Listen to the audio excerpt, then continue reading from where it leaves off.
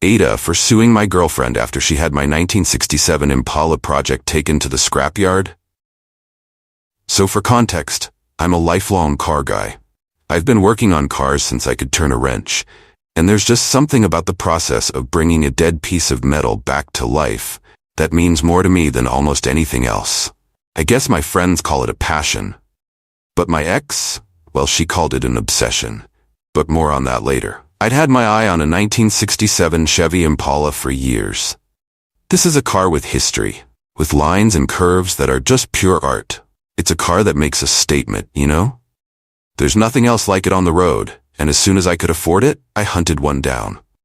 It was a rust bucket, barely held together, but it was mine.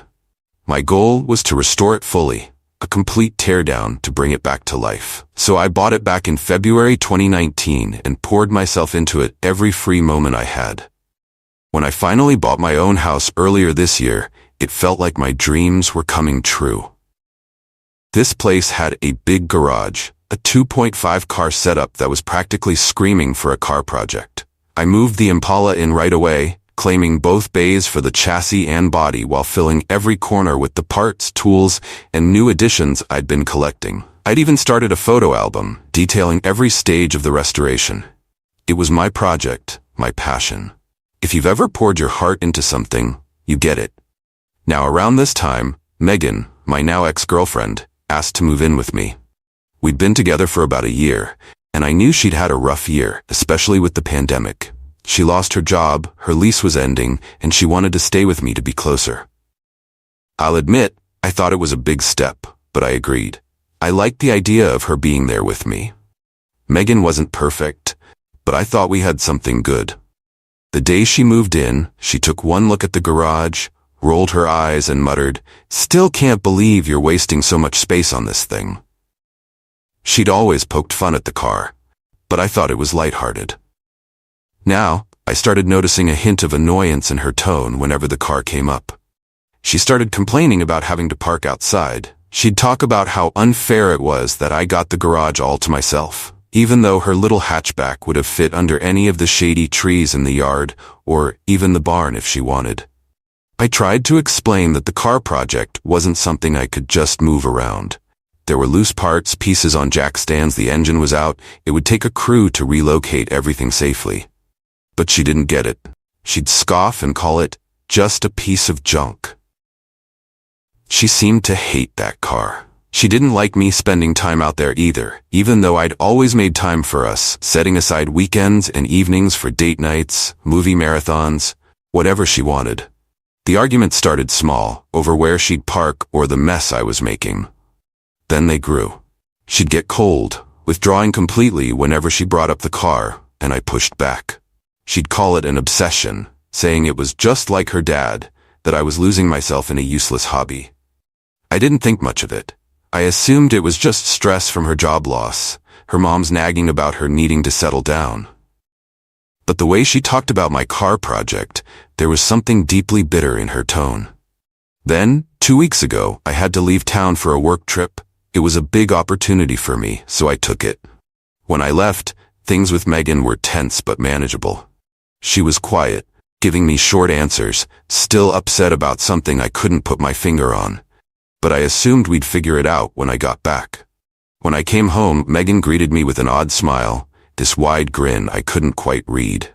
She was all sunshine, offering to make my favorite food, asking about my trip, doing all the chores around the house. I appreciated it, but something didn't feel right. After dinner, I asked her where she parked, mentioning I'd need to mow around her car. Her face lit up, and she said, "Oh, don't worry, I finally got a spot in the garage." For a moment, I thought she'd somehow shifted her car into the half bay. But as I went out to the garage, my heart sank. Every inch of the garage was empty. The car body, the chassis, the engine, all the parts were gone. Tools, boxes, everything.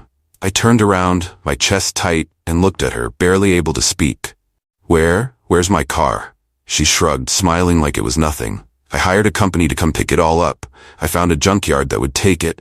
Figured you'd finally have some space to put to better use." I was dumbfounded. This car wasn't just a hobby, Hyber. It was my life's work, a dream I'd been saving for since I was 16. I had receipts for over $11,000 in parts, services, and gear, and she thought it was something she could just throw away? "Do you realize what you've done?" I asked, barely able to contain my rage.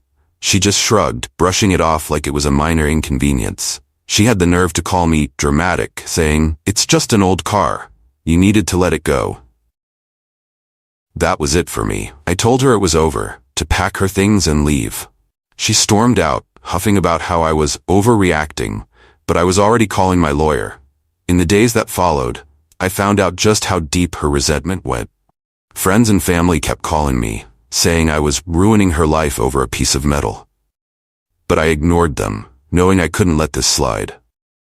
The final straw was when a mutual friend told me what Megan had confessed. It turns out she'd been raised by a car-obsessed father. He was an enthusiast like me, but to a toxic level. He'd spent the family's entire savings on his projects, and her mom eventually left him over it. Megan's childhood was filled with broken-down cars, neglected bills, and resentment.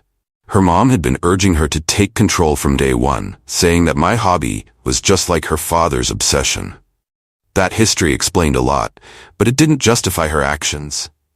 And she still needed to face the consequences.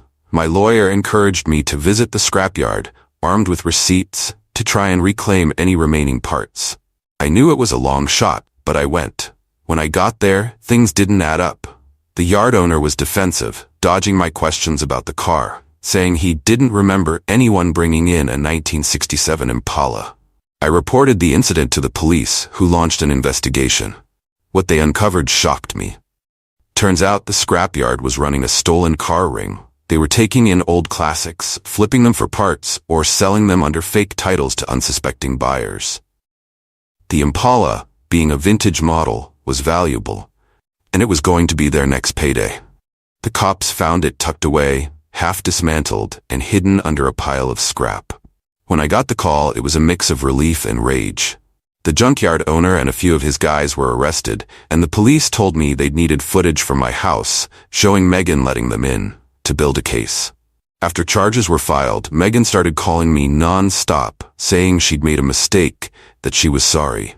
She even showed up at my job, crying, saying she'd acted out of fear. Her family, who once encouraged her, had now cut her off. She begged me to understand, to drop the charges, claiming she was protecting us from her family's past. I didn't budge.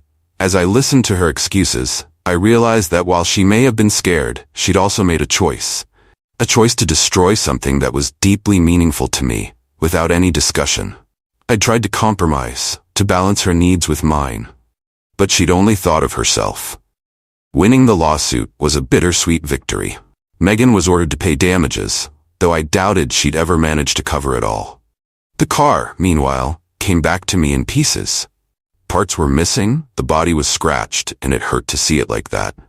But getting it back was enough. Reassembling the Impala became my therapy. I worked through each bolt, each scratch, and each torn piece, feeling the weight of what I'd nearly lost. Every time I picked up a wrench, it was like reclaiming a part of myself that I'd almost let her take away. I restored it as much for me as for the car, piece by piece, putting back together what had been broken. The garage was my sanctuary again, just as it had always been. My friends even started showing up to lend a hand, catching up over the sound of tools and classic rock echoing off the walls. They'd been a huge support, reminding me that I hadn't overreacted. They knew how much that project meant to me, and seeing the Impala slowly come back to life felt like validation that I was making the right choice by moving on. By the time I finally took the Impala out on its first test drive after the restoration, I could feel a mixture of pride and freedom I hadn't felt in a long time. With the windows down and the engine roaring like thunder, I felt like a part of me had come back to life with that car. I drove down winding country roads, letting the wind take away whatever anger and sadness had lingered after Megan left. There was only me, the car, and the open road. My friends and I decided to take the Impala to a car show the following summer. It was a big event for classic cars, and I entered the Impala, not expecting much attention, just happy to share my hard work. But to my surprise, it caught the eye of judges and attendees alike, people admiring the car's rebirth and the countless hours I'd spent restoring it. Seeing the smiles and hearing the compliments, I knew the whole ordeal had been worth it. I wasn't just proud of the car, I was proud of myself. A few months later, I bumped into one of Megan's friends at the grocery store. She told me Megan had moved back in with her mother, still struggling to pick up the pieces after everything that had happened. Her friend hinted that Megan wanted to reach out to talk, but I declined. By then, I'd let go of the anger. She'd made her choices, and I had my own life to live, a life that was finally mine again. Looking back, I knew I'd learned something important. The Impala had been a project, but it had also been a part of my identity, a symbol of my commitment to seeing something through, no matter how challenging. Megan's actions had forced me to confront that truth, to realize that if someone couldn't respect what mattered to me, they didn't belong in my life. As for the Impala, it's still with me, and I know it always will be. That car has become more than just a machine. It's a testament to resilience, to patience, and to the strength it takes to hold on to what you love, even when everything seems to be falling apart. In the end, I may have lost a relationship, but I found something far more valuable. A reminder of who I am and the strength to stand up for what I believe in. And every time I slide into the driver's seat, I'm reminded of that journey. One that started with loss and ended with a roaring engine and an open road.